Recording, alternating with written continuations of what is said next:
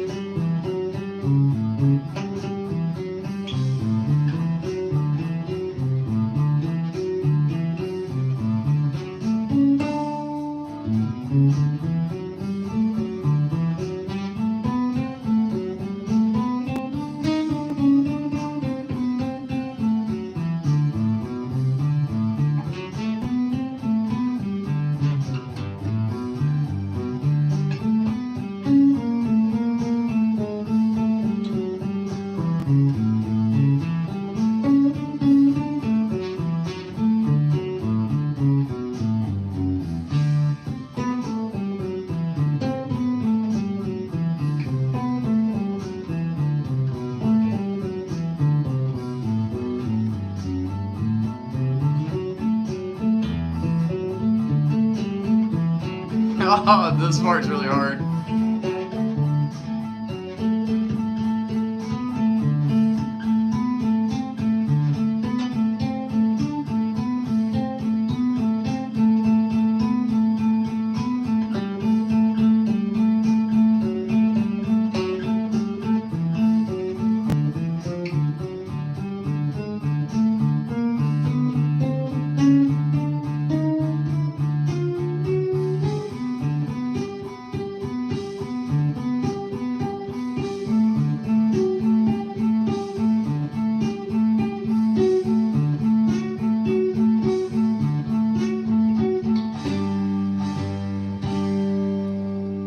Hey, what's up, Peanut? Good to see you on here again. To answer your question, this is an Ibanez Tim Henson signature model, but I like it because it's a nylon Telecaster, basically. And I'm trying to build up my right hand dexterity. So one of the ways I've been doing it is playing a lot of classical music. So I enjoy it because it's like, I feel like I'm playing a classical guitar with an Ibanez neck. And I like the way that the nuts cut. Like, I just like this guitar. So for me, it's a good fit, not just because of it's a Polyphia signature. I honestly couldn't care less, and honestly, that's kind of like the downfall of this guitar is that most people who recognize this guitar are like, "Can you play any Polyphia?" And I can't on this thing. But it's cool too because I can grab a pick, and you can just play it like a typical guitar.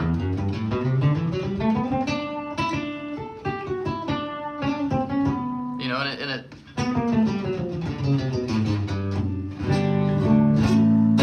you can really just use it however you want. The preamp that's built into it is pretty good. It's a Fishman pickup, so you know it's going to be really good. Fishman just makes really good stuff. And the cost on it is honestly really surprising.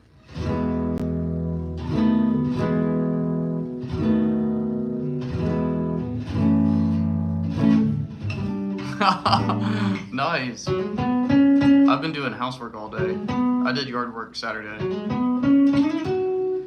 Chan is a big influence on me right now. I'm gonna get into playing some Chan stuff here in a second. Chan, this band called NYU. I don't really know how to pronounce her name. I don't know if it's just you or what. Who else am I listening to right now? A lot of chill electronic music, like chill house music. Instrumental hip hop. So there's this band, I think their name is OWA, O-W-A. They listen to a lot of them. Intervals. And then Tool. Tool is a big inspiration for me. So is Leonard Skinner.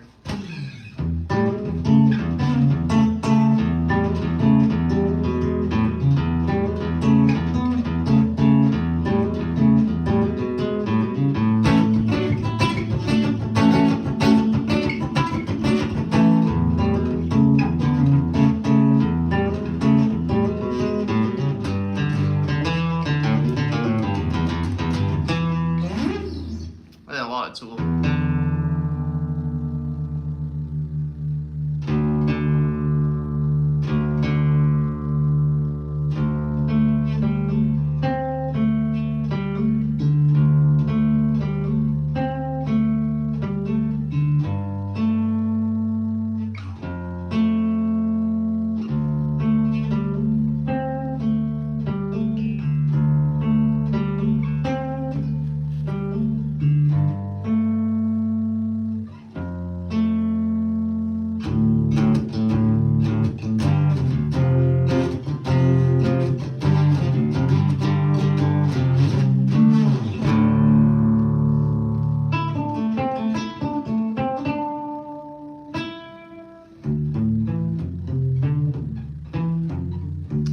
that tool, man.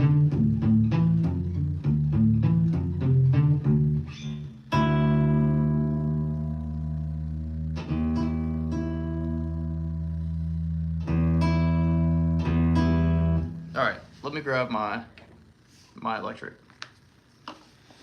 I just got an old guitar back yesterday.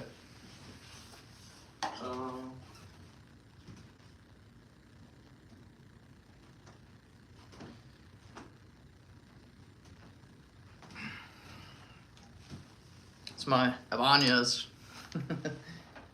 I can't wait. I've got my Telly and my other Ibanez in the with a luthier. I'm excited to have those back. I actually traded this guitar. I traded this guitar on my 30th birthday for a Fender, top of the line Fender Strat. The Strat is like one tier below custom shop.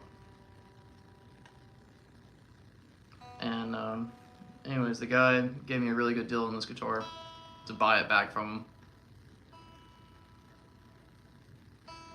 him. You just don't see it. It's there.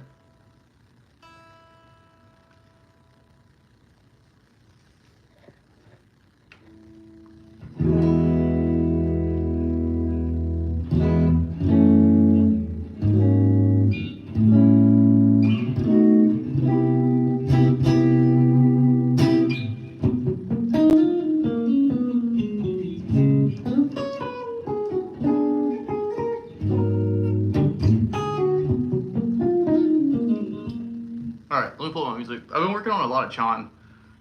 Chon is like, they're the ones who are forcing me to grow right now. And that's the style I'm trying to grow into as an artist. It's just their music is... It's insane, man. It's insane. But it's a lot of fun to play. Because every day I get one step closer to adding more and more songs of theirs into my collection. Yeah, there we go.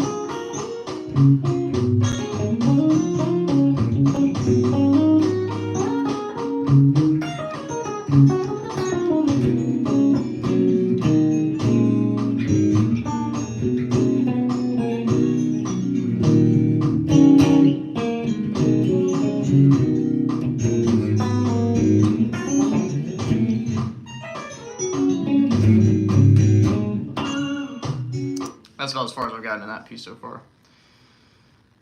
I played, dude, when after we hung out last night, I was in here grinding. I was playing a lot of Bach last night, honestly.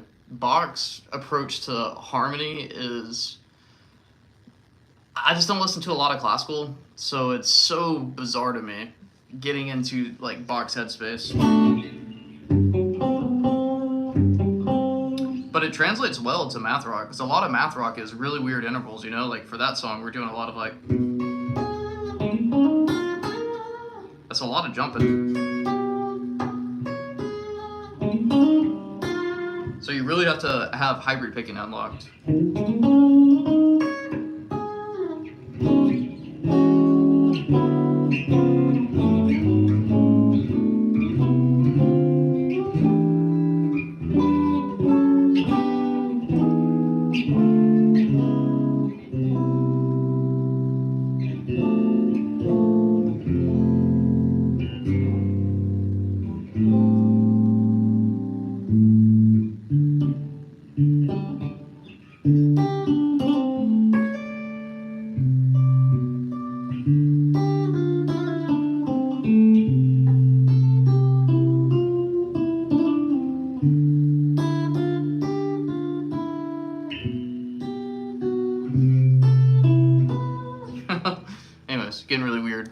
I am just convinced that's how John writes his stuff. They're like, hey, I'm just gonna put my hands at random spot and let's just hope that it turns into a really cool song.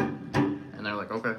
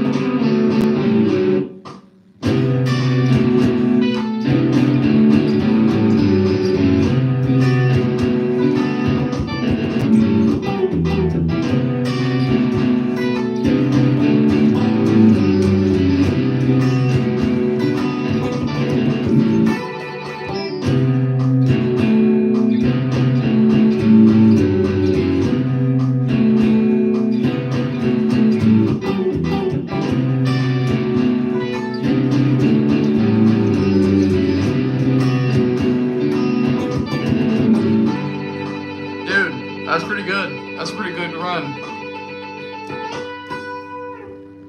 Every time I play that song, I feel like I'm at battle. That's what it feels like. I have to really focus on not thinking. If I think, I cannot play that song. If I get out of my head, I play it how I did just then. Not perfect, but still, it's like, that's so much time trying to get that to where it is.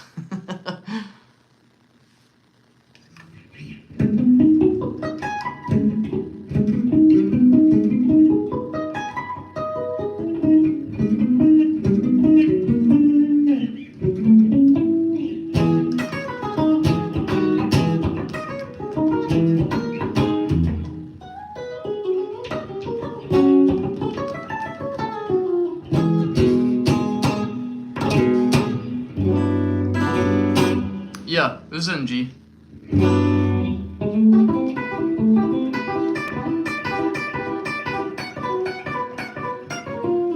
this one kind of gives it away. That's a B minor arpeggio, and they lean on that a lot in that song. Because I used to think of it in C major, but it's not C major, because if it was C major, playing strictly diatonic, then you'd have to do a B diminished. You know? Versus they're doing it in B minor. That F sharp gives it away.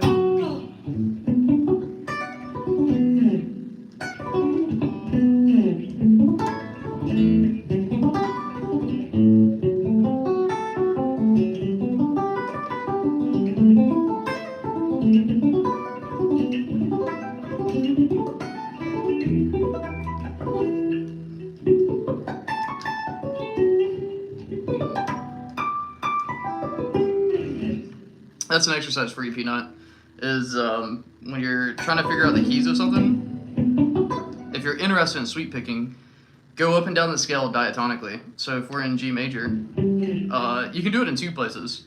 I would recommend starting on just the A string, you know, and play diatonic,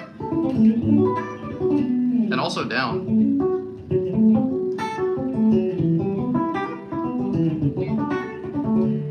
Because then you can also do it up here too, on the E string.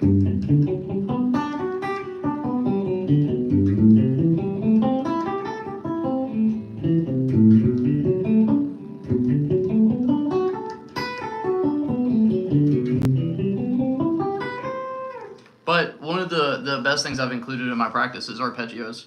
Because a lot of times when I'm trying to write or I'm trying to learn a song on the fly, if you know enough arpeggios, and then if you combine that with like your minor pentatonic scales, you'll see that a lot of complicated music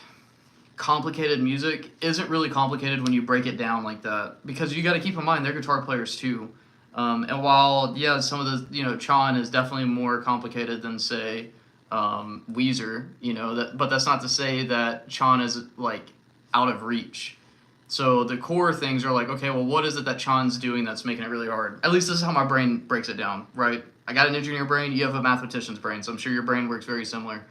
So I try to outline, okay, music theory is not complicated. Why is a song complicated? Okay, well, some of the things for me that I've really had to develop was my arpeggio knowledge. Chan uses a lot of arpeggios, and it's not like, you know, if all you study is exercises, then the only way you know how to play arpeggios is... But that's not what they do a lot of the times, you know? They'll do something like I'll give you this. This is a C major 7 pattern. They use that in that breakdown section. Well, to get a little bit more juice out of it, instead of making it sound mechanical, like... Which they still do on some of their stuff, but they're going to include the slide on, like a... You hear that slide in? So I started isolating the techniques that I needed to get into it. And you'll see this a lot in Polyphia, too, if you enjoy this style of playing, this math rock stuff. It's like they take something simple and they slowly start adding in complicated things. Because this is not complicated. That's just a major 7th arpeggio. But they just start adding in little subtleties, and the accumulation of subtleties gets really, really complicated. You like Polyphia? I'm about to start working on 40 ounces. But the other thing that I need to focus on is a lot of right-hand stuff. Getting my sweeps really, really clean.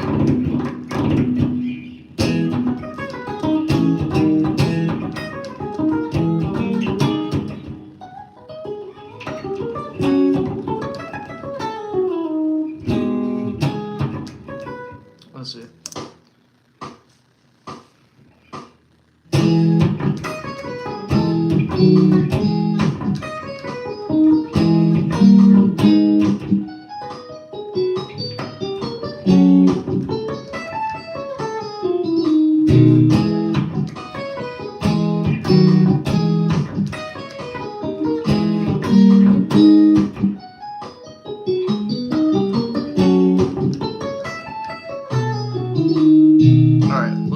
Up. I'm just stuck at the arpeggio part. I haven't really put in the time to fully understand the arpeggios yet.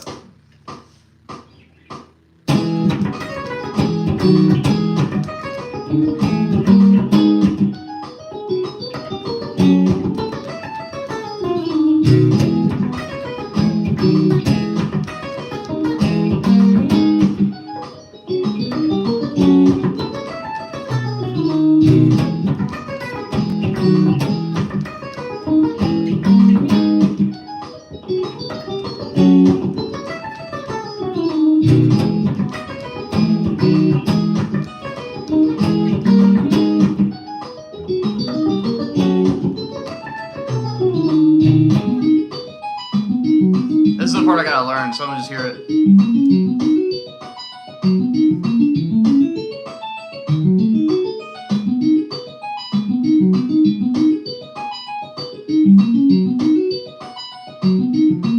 Yeah, this is gonna take me a long time to learn.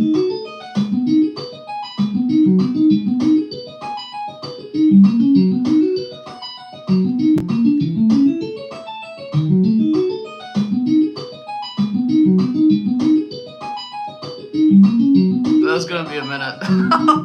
That's so crazy.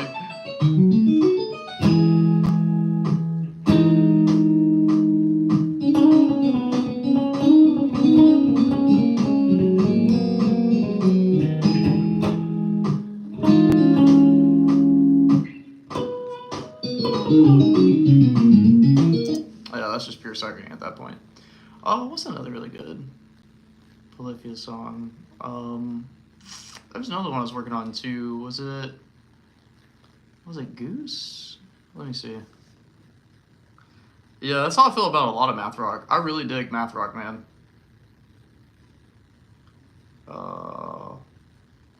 Let me see. I'm gonna loop this.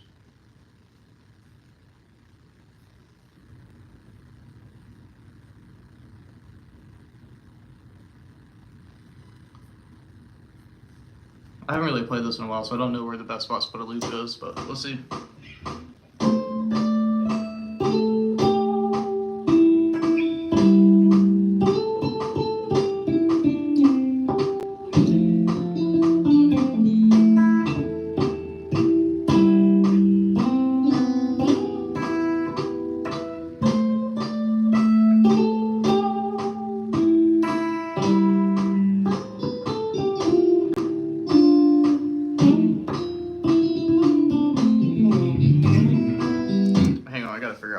Right there.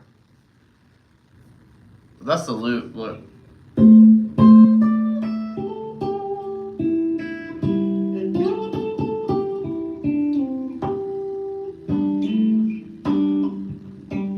I should probably play with a pick.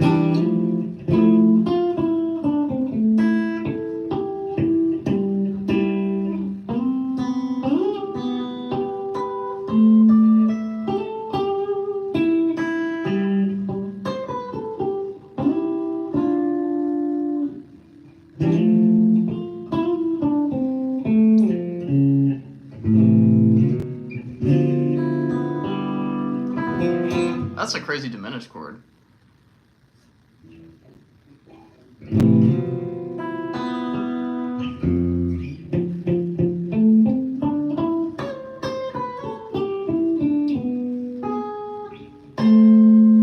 That's actually a really good loop right there. It should be right there. Alright, let me loop this so I get it.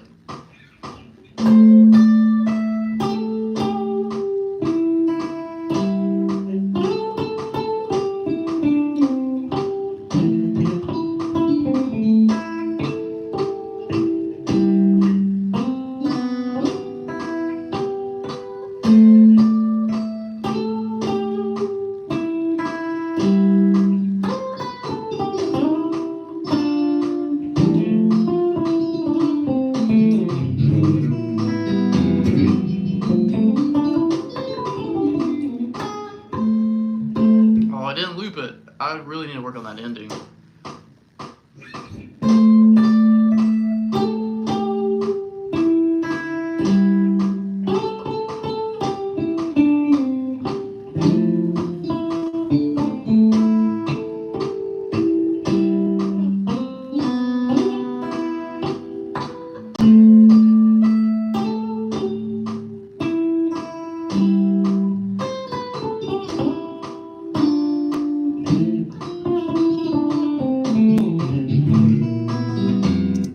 Isolate this last part real quick.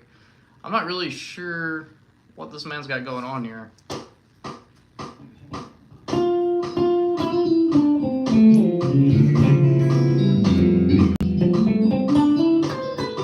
Let me hear it.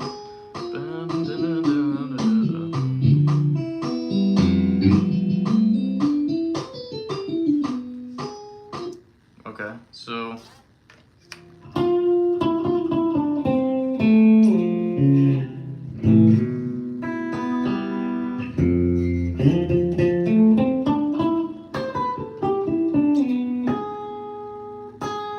that's a cool voice leading right there.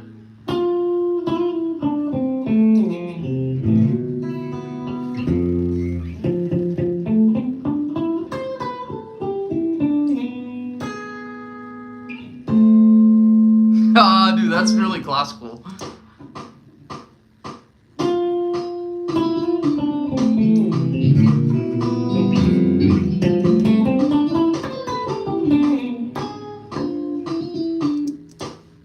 One more time.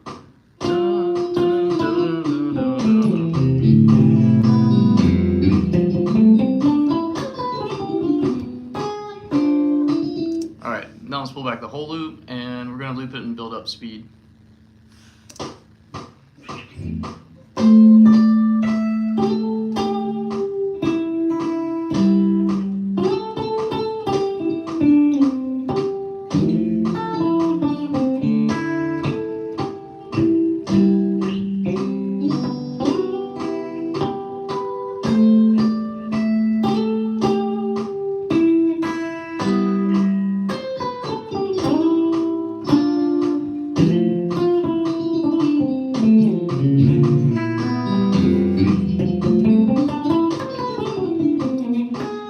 Damn, that ending still gets me though.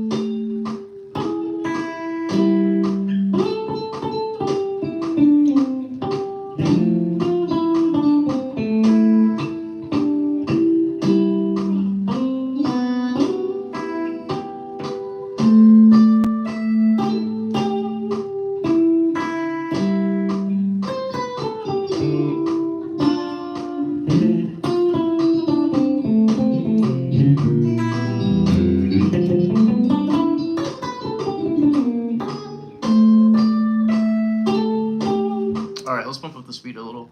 Start making my hand move so it makes more sense. Dude, this is a really cool track though. I like the polyphony that's going on in it.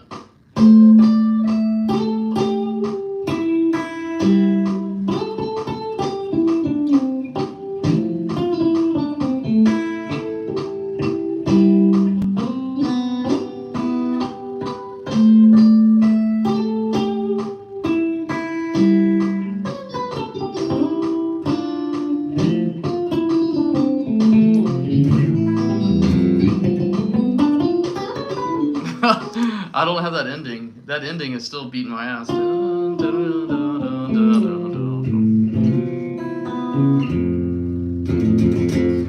Yeah, this is if you're jumping in, the name of the song is Goose by Polyphia.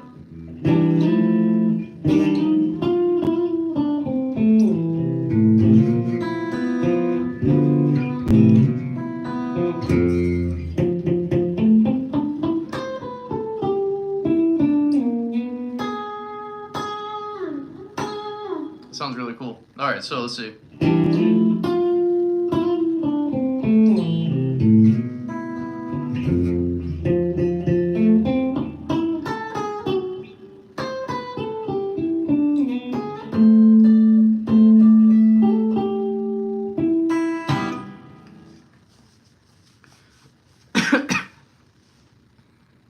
I have not.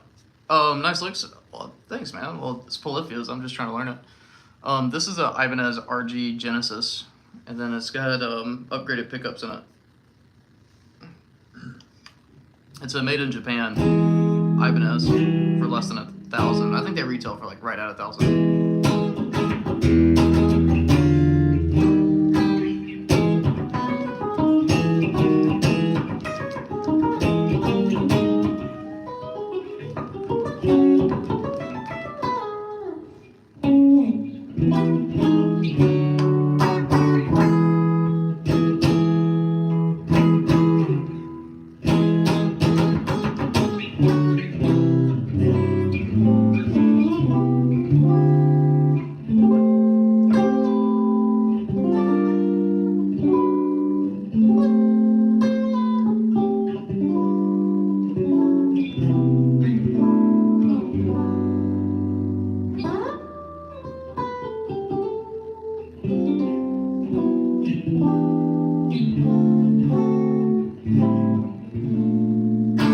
Cool.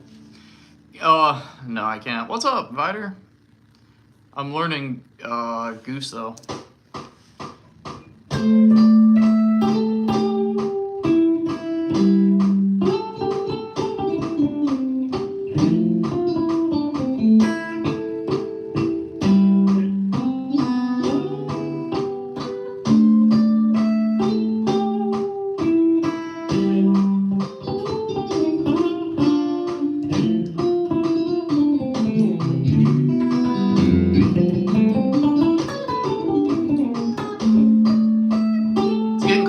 Closer.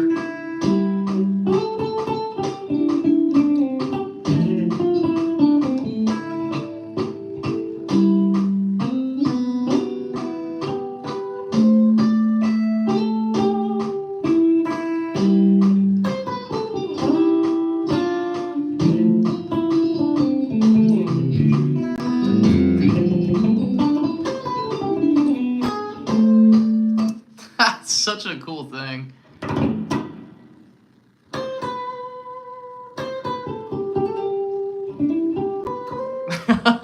Well, thanks, man. I guess. Let me show you kind of like where my peak is right now too, just so I don't fool you. You listen to Chan? Yash?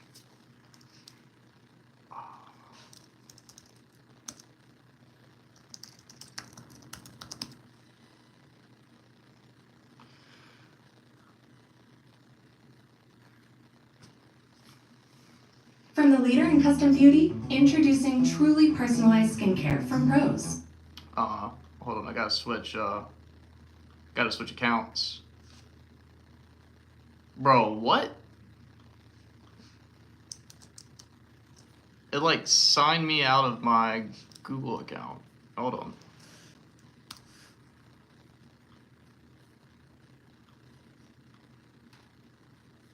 Okay, there we go. I'm back on my YouTube account. I got a little scared there for a second.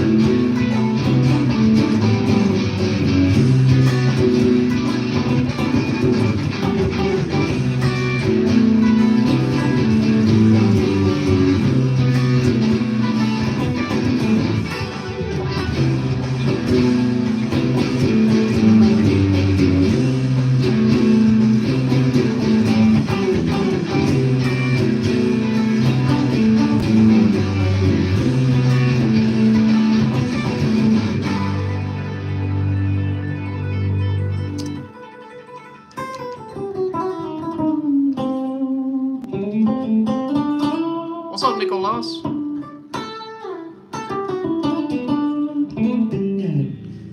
Nicholas, you see the improvement in my technique? It's because of you, homie.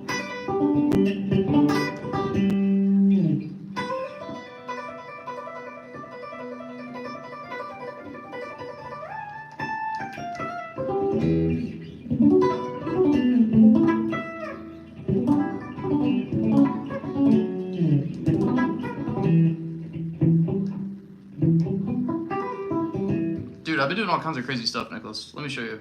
Like, I think last time we were talking about all different types of techniques, and one of them that we consistently came up to is kind of like the chromatic exercise, but I've learned how to take it a step further. So chromatic exercise, you know. But to get more out of it, what I do is at the bottom, I'm now going to isolate my fingers.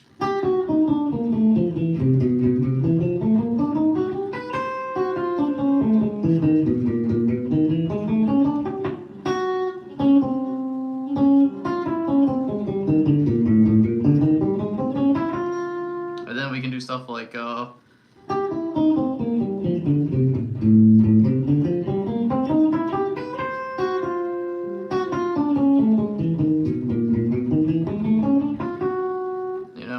what else? Then I'll do like any combination of the two on different strings. So something like on the first two strings, it'll be the two outer fingers, and on the next string, it'll be the two inners, and I'll go back and forth. So like, and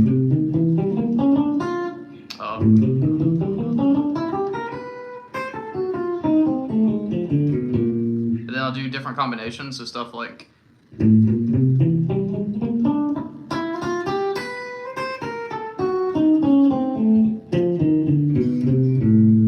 Different combinations, so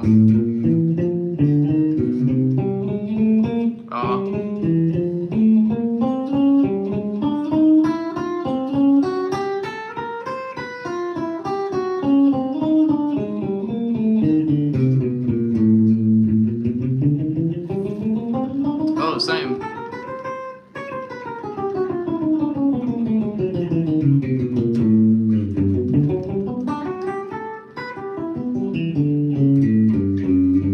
Oh yeah, I've done this a lot.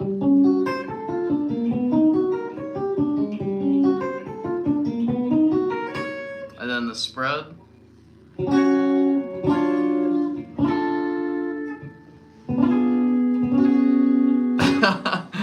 And also this John Petrucci exercise out of the same video he's talking about.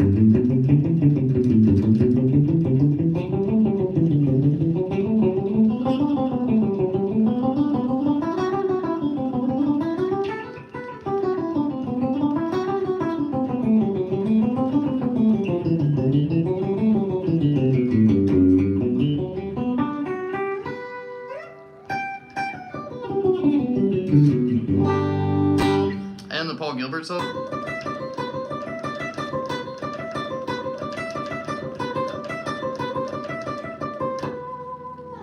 Yeah, probably watch all the same videos. But I don't know, some of the other stuff I've been incorporating. I was talking about this earlier.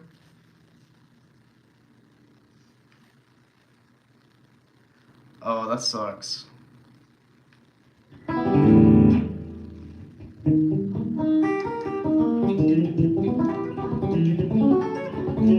Dude, since last time I've seen you, I've started a company, which is fun.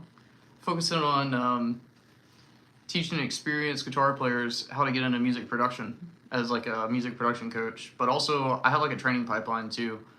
But I'm working with a company to help me build a company. It's been weird hiring I shouldn't say weird. It's been challenging hiring on like a business coach and having them helping me learn how to build a business. But it's been invaluable. But it's really neat. Basically, I don't have to do what you're doing right now. Because I know what you're talking about.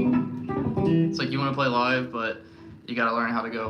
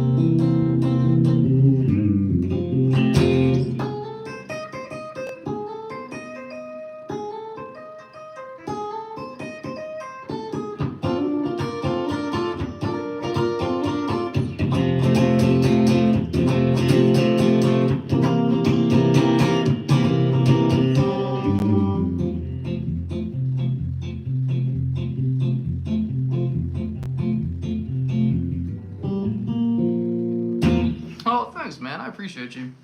Yeah, you've been in my corner rooting for me, so I really do appreciate it.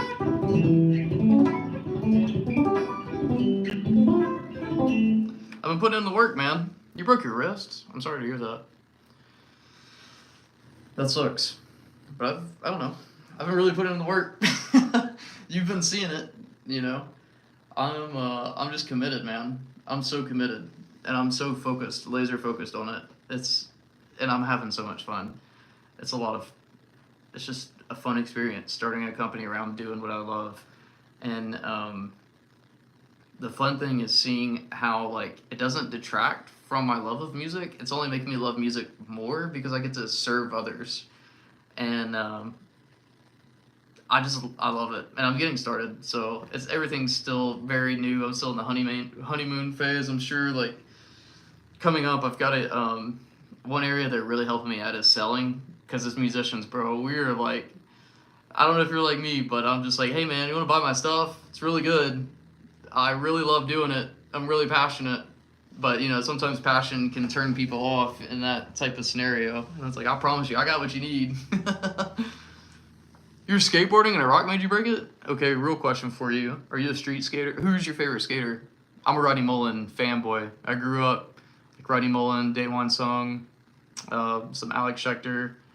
Like, I'm just Team Almost from like the 2000s. Those are my people. I love freestyle skating. Tony Hawk, what's up, man? How you doing, Gar?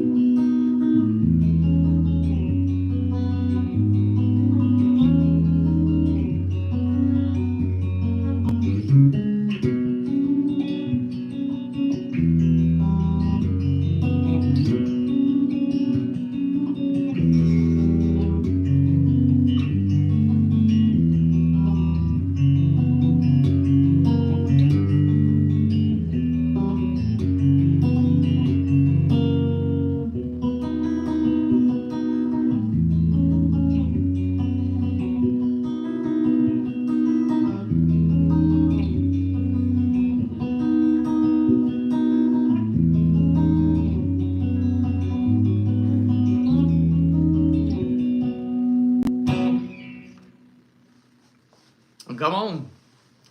Yeah, some old Joe. I've got that on vinyl. I have his signature pickup in this guitar now. The guy who I bought this guitar back from threw it in there. Super high output. Like, here it is, isolated.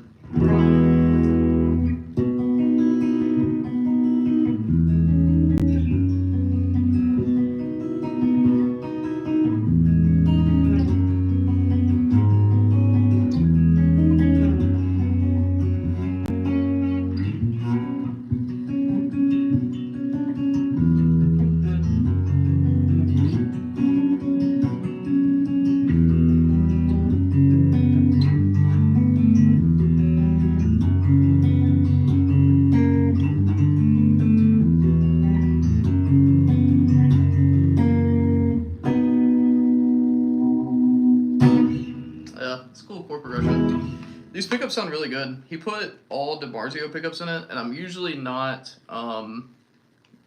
it's coming. That's all I can say. But I usually don't pull for DiMarzios. DiMarzios are like, they're super flat, if that makes sense, which means that they're great pickups for your amp, because you can really dial in your amp to what you like to hear, versus like, I mean, it all comes with different signatures. Every pickup is different.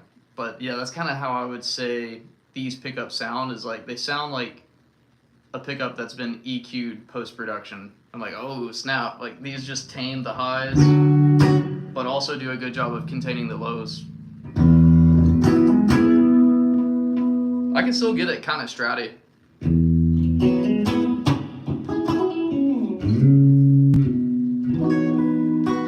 Yeah, I I used to be in the same boat. Seymour Duncan's and Fishman. I think Fishman makes the best single coil pickups.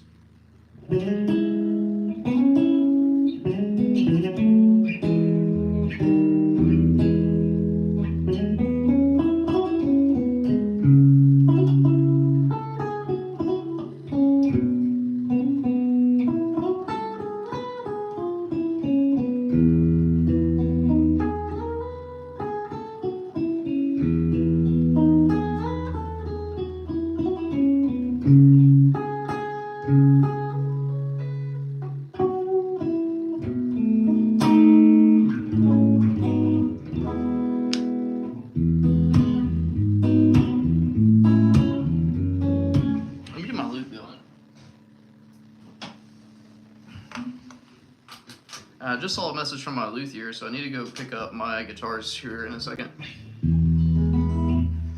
What is my current setup like? We were talking about like signal chain. I am actually playing through the Axe-Fx 3 right now. I'm trying to learn it, and to be honest, I've just dialed in one preset that I really like. This is the, it's called Dual Clean Preset 125, and I've just made some changes to the amp. I think the amp, hold on, I'll look.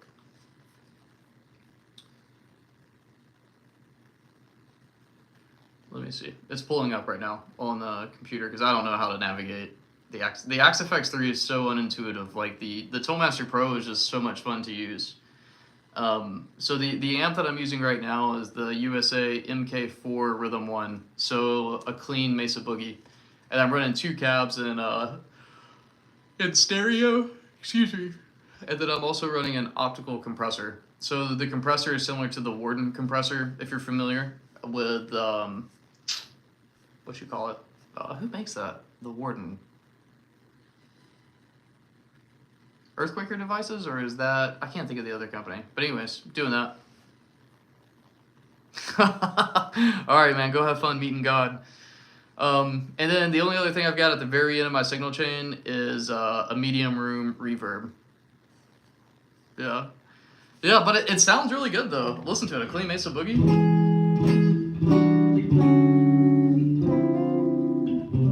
I haven't dialed it in for this guitar.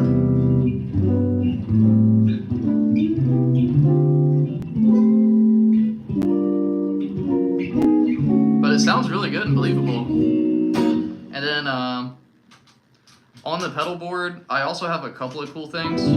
Like I've got pitch, or here's my drive.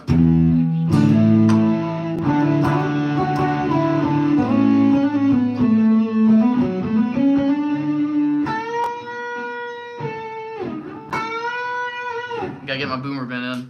Then this is the real cool thing.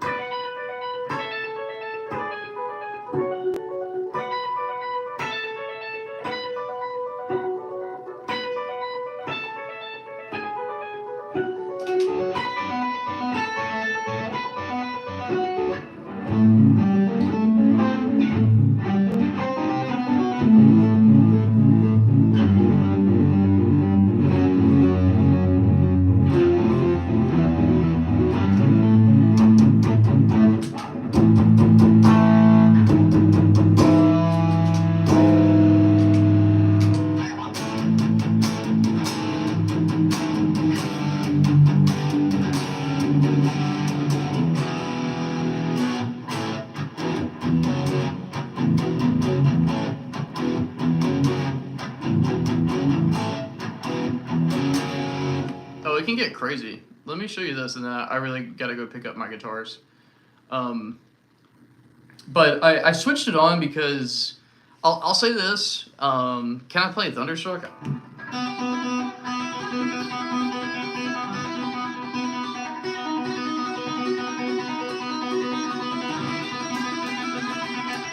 don't know, I'm just being stupid. I'll say this though, like it does way more than the Toolmaster Pro. But it comes at a high cost. Like, I really think they need to rework their UI. Their UI is just like, I know once you get used to it, it's easier to use. But the UI is like the biggest thing that really holds us back from being my most cherished piece of gear. Like, I really still prefer using my Toolmaster Pro, even though my Toolmaster Pro doesn't have all the features, just because the Toolmaster Pro is inspiring to play. Like, I cannot how should I word this? You do not understand how valuable it is to be able to see the pedal that you're working on, and also being able to turn a dial to tune it in, to fine tune it. That should not be undersold on the Toolmaster Pro. The only thing is that I'm waiting on Fender to do some releases so I can make more content on it, because I feel like I've explored all of the stuff that I really enjoy about the Toolmaster Pro that's on there so far in my videos. And it's like, bro, I don't really know what else to talk about on this. You know what I mean? Like, the Toolmaster Pro is great. It's very very tactile, and the experience is really, really fun, because it's a piece of gear that like you don't have to spend a ton of time digging through the manual. It's a device that's like really intuitive, especially once you learn the basics. Like if you've seen some of my videos, like my beginner video on it, if you've seen any of the builds, you probably don't need the manual. You'll get a lot more out of it if you do read the manual, but that's the difference. It's such a good like gateway modeler into the digital world if you're coming from, say, like I have a 65 Deluxe and I used to have all analog pedals. But I used the Toolmaster Pro exclusively since it came out until about, I don't know, maybe a month ago. I've redesigned my studio where the AXFX3 is my interface for my hardware synthesizer. It's just my interface for everything in my studio. And I even have my Roland SP404 hooked into it. What else can I say about it? Yeah, the AXFX3 can do everything. You know, the blessing of the AXFX3 is that it can do everything. The downside of the AXFX3 is that it can do everything. And it's really daunting to get into, because you're doing a lot of menu diving, and like you really have to know a lot about digital. Like the time investment to be able to, I haven't even built my own rigs from scratch on the AXFX3, because there's just a lot to explore. Like option paralysis is a true thing. Like, yeah, the Toolmaster Pro doesn't have everything in it, but I really enjoy what's in it, because it allows for you to like, I think limitations are the best thing for creativity personally. But here, like if the Toolmaster Pro got a, got a synthesizer installed, I probably wouldn't. I probably would sell the AXFX3, to be honest.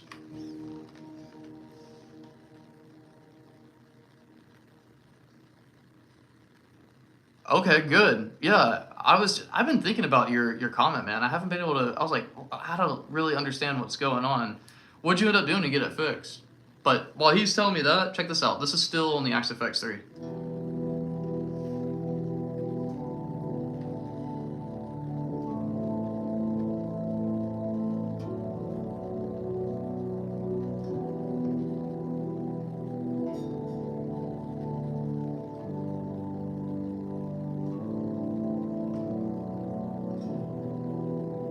Isn't that cool?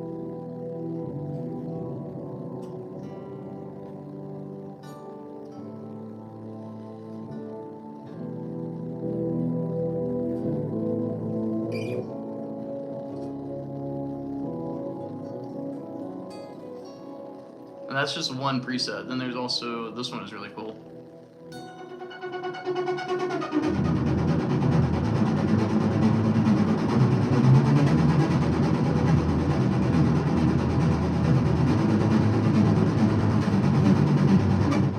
Now, obviously that's really aggressive. So is this one.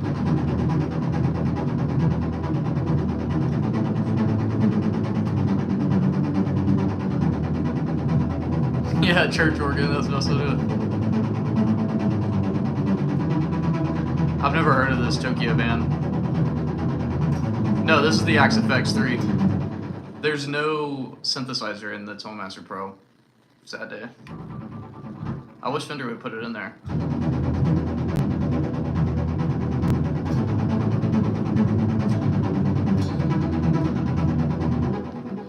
Yeah, there's so many different synthesizers in here. And there's just like a ton of choices. Like, there really are.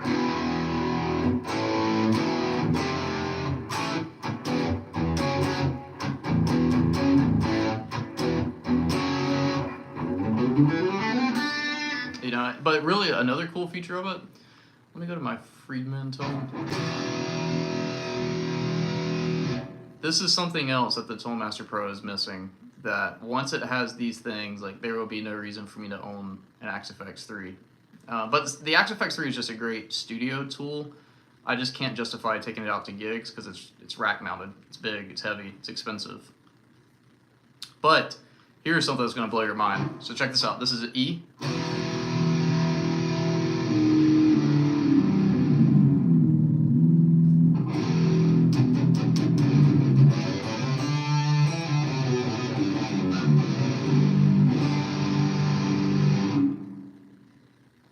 Here's standard tuning. We're going to go down to D standard.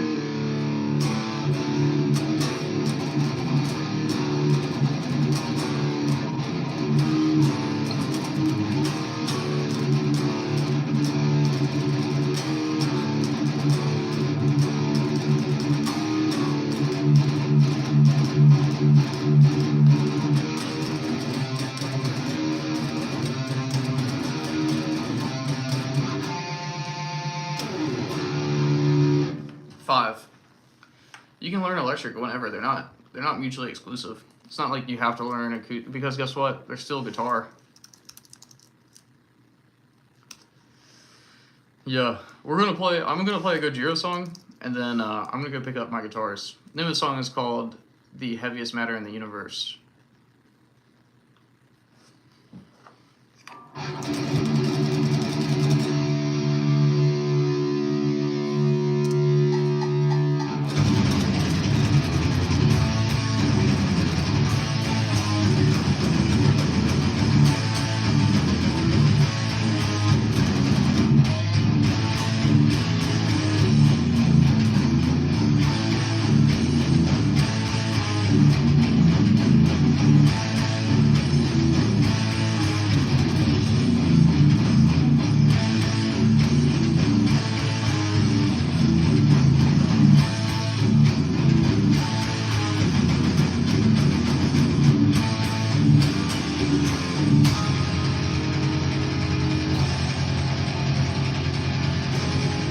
Depends on the chat you're in. They also have a Discord.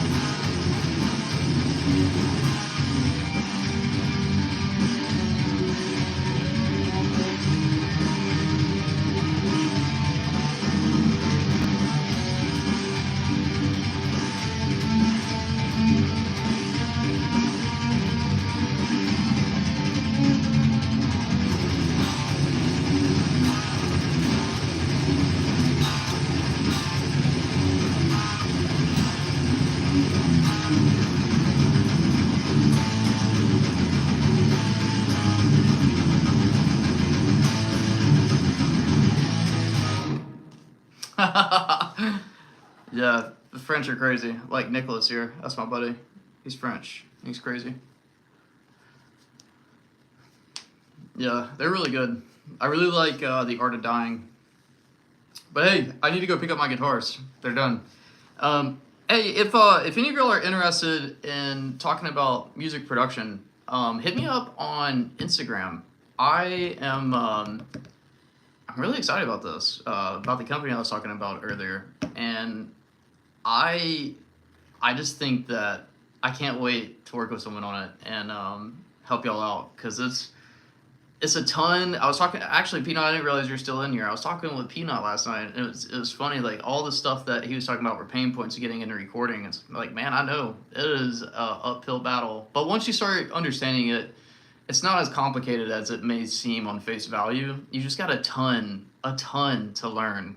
That's where I come into play and help you navigate the waters of getting into digital recording because the way that it was now is completely different than it's ever been before.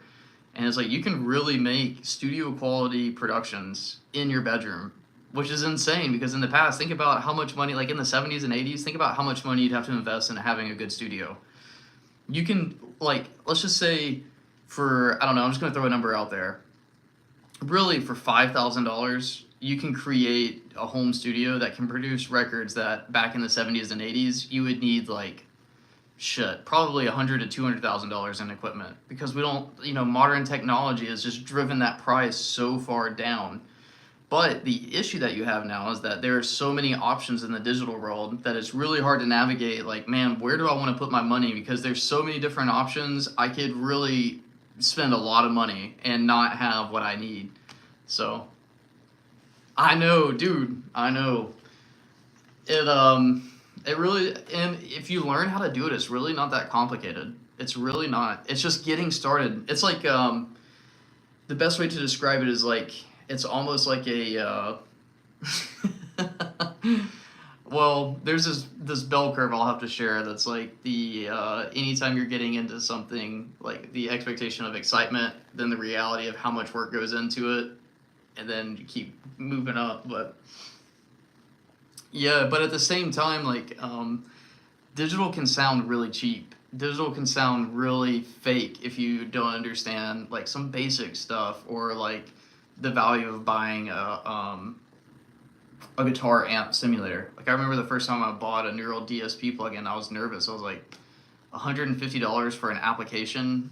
I don't know. This sounds kind of crazy, but if you change the way you think about it and say, hey, I'm paying $150 for a virtual amplifier. It's different than thinking of it as like straight software because whenever you start getting into that stuff, like especially Neural DSP, like if you've never done any type of digital recording at all, I was just telling Peanut last night, I really recommend Archetype Revia SATA because it shows you the beauty of digital while also giving you the flexibility to go to whatever like he was talking about, he likes the edge of breakup tones. So like that middle amp is going to be where you live, or really the clean amp with the overdrive pedal. You can do kind of both there, and learning how to dial in tones to get the sounds that you're after. I feel like, based on our conversation last night, Peanut, I feel like that's going to be a common trend I have with clients is like figuring out how to replicate sounds that you're proud of and that you enjoy. Because once you learn some tricks, like this is where Full Sail has really polluted my mind in the best way possible. Like when I'm listening to records now, I'm using this technique called active listening. It's not just listening and enjoying the sound. I'm listening to the guitar tones. I'm listening to the composition. I'm trying to figure out what's the arrangement that they're doing. The song arrangement, once you start understanding the style that you like rock and roll, if you love rock and roll, it's the perfect genre to get started with because it's really simple for most of the stuff. Like if you analyze music from the 70s, while a lot of it is complex, how you're putting into it, your voice is so harmonic and stable. Thanks, I think. But, the way that they structure it really isn't that complicated. Most of the time, it's like A, B, C, A form, or verse, chorus, bridge, chorus, And if you just learn how to replicate what you enjoy, but more importantly, if you can understand why you enjoy certain sounds, it makes the art of developing digital sounds just fun. I mean, shit, like how many Tollmaster Pro videos I put out. All that was just fun. I had so much fun just getting in there and messing around with it. Learning some basics like cutting frequencies is huge. But, oh really? Interesting. I don't do it anymore. And I'll tell you why. I'll leave you with this tidbit, and then if y'all are ever, if anyone watching this is interested in working together and talking about this stuff in greater detail, reach out to me on Instagram, shoot me a message. Because worst case scenario, we can just have a conversation and you get a lot of information that you're looking for. Best case scenario, we get to work side by side and work together as partners and really steer the ship of wherever you're trying to go.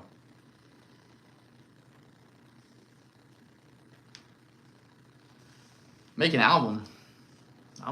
Yeah, reach out to me on Instagram. I don't know what the details are, but what was I gonna say? Kind of threw off my train of thought. Oh, I'll give you a technique that I use all the time.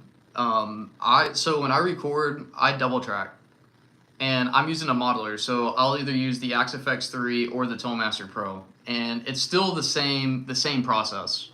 So what I do is I record the dry signal, and I record the signal that inspired the riff. So the importance of that is when I go to dry signal, I have like a structured way by which when I'm actually committed to recording a song and I'm not just messing around seeing what comes out, which the number one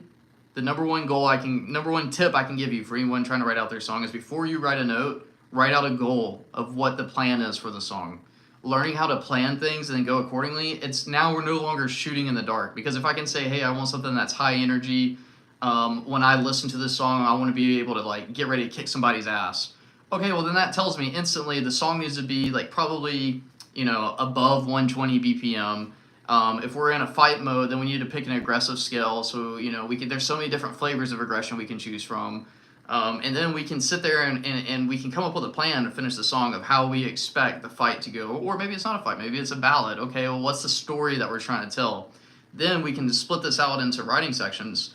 And every time I write, and I'm in the production world of actually writing the music, I double track.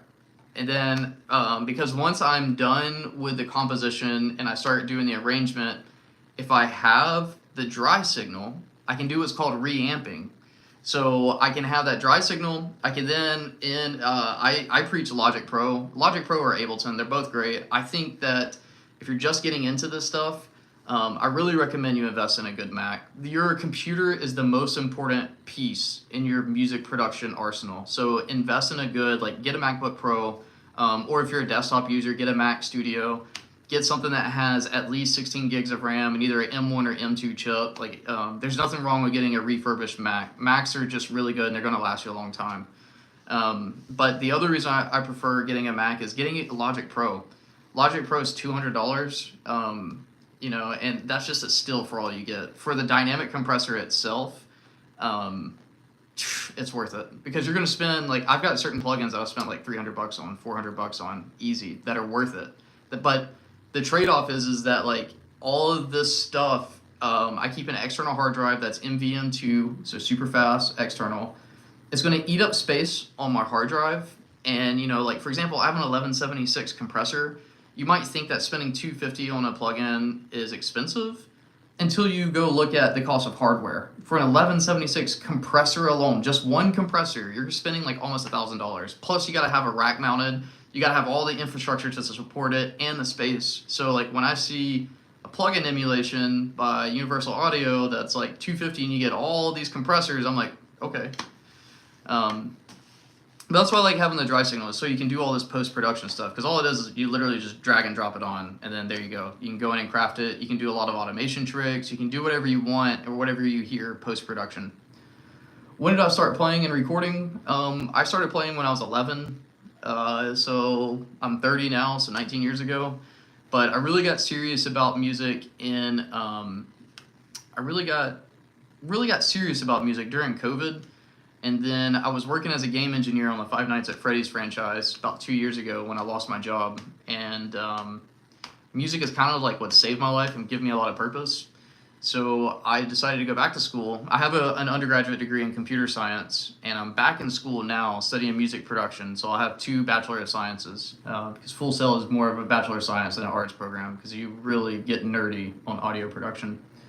So I've been in the recording space for about 2.5 years now. And really, I would say I really started pushing my chops probably about a year ago. And I'm still getting better now, you know what I mean?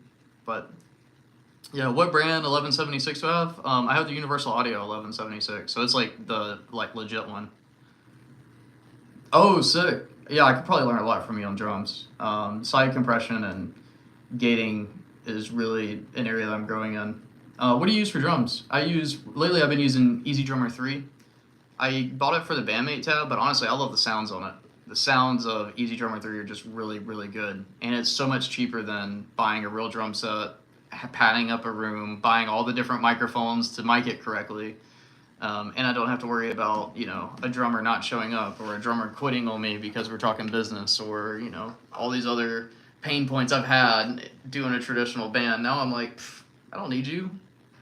I've got an AI drummer and MIDI packs, and I can program my own drums, and I've gotten some tools and all this other stuff. You can really be a one-man band, and you don't have to play everything. That's what's so crazy. You just got to learn some fundamental things, like really spending the time to understand MIDI.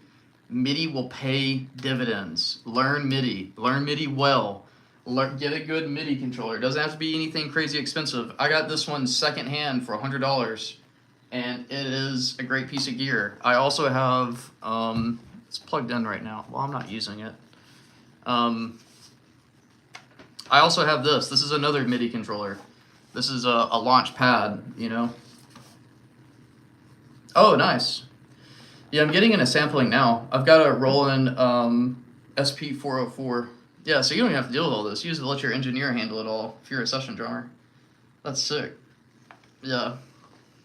But all right, y'all, I'm going to pick up my guitar and go eat. I hope you all have a great day. Thanks for hanging out, and hopefully I hear from some of y'all on Instagram. But with that, I'll catch you. Ciao.